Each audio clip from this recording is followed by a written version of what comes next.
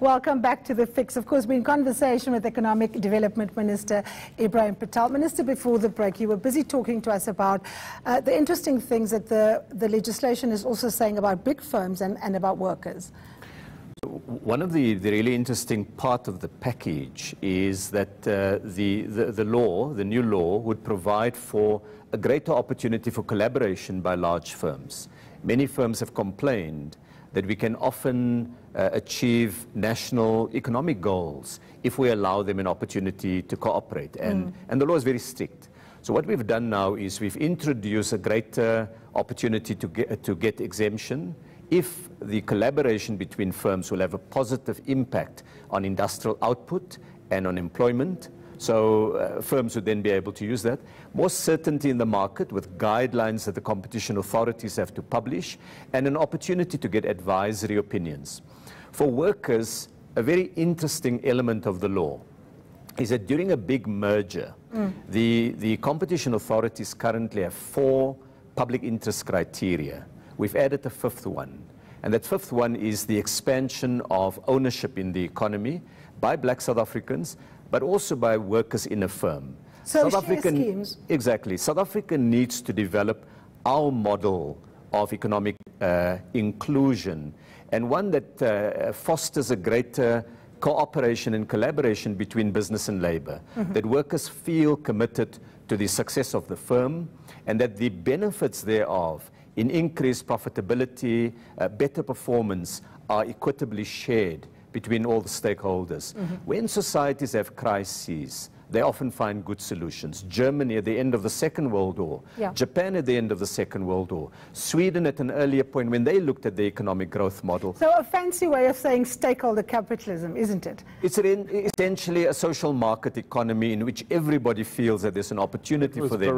What was Barack Obama was talking about last week when he spoke at Nelson Mandela's memorial. He talked about inclusive capitalism, and the government has an opportunity. I don't know whether it would fall under you, or this is one of the things that we have. There's so many people making economic policy, it seems sometimes. If we want to include workers in the share ownership of the company, that's fantastic. But what about putting them on the boards of companies as well, so they can take responsibility as well as share in the rewards and be co-responsible and know things that are happening when the rest of the shareholders know it as well, so that you don't have these moments where a union will say that they're going to fire us all, or they're going to fire 1,000 people, and it's not true, or it may not be true, but it's a rumor because somebody said something. And imagine having perfect information all the time. Everybody has the same information at the same time. Not only would it foster greater cooperation, but actually, Peter, as you know, the international experience is that it's very positive for growth and ultimately for all the stakeholders. I must tell you, though, that it's also included in the ANC 54th Conference resolution. So someone should come to you and sign you up as a member of the ANC. Because really what the ruling party is saying is that you need a model of greater inclusivity.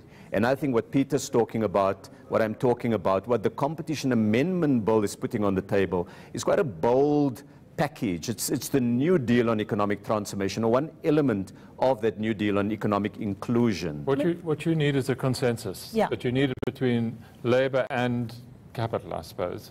Yes. And we need to know whether capital is going along with you on this journey. So can I come in on that, Karima? We went through extensive consultations in the NEDLAC process. And the language that business, BUSA, used in the end, it's in the NEDLAC report, they said, this package that government is putting on the table is an appropriate and effective balance between the interest of business, labor, and the policy imperatives of government.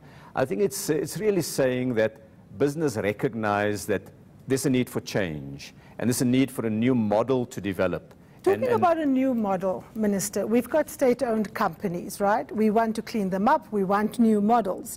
So, for example, Eskom is a monopoly in the power business. So would Eskom be a kind of company that you would want to chop up and give new entrants, a chance in the market?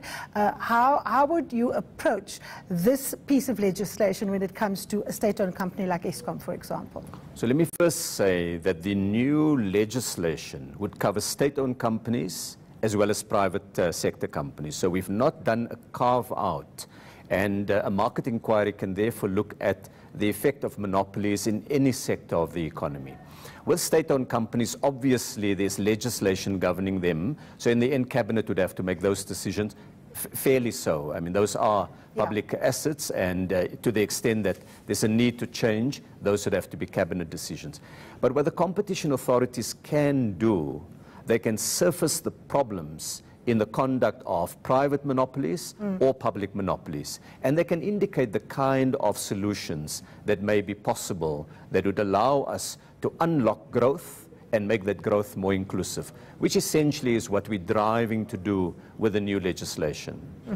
Minister, we've run out of time. As usual, when you join us, we need a much, much longer debate. But thank you very much for joining us here on The Fix. We will be keeping an eye on how that legislation goes and when, of course, it finally gets adopted. Minister Patel, thank you so very much for joining up. Up next, the week ahead with my panel of experts.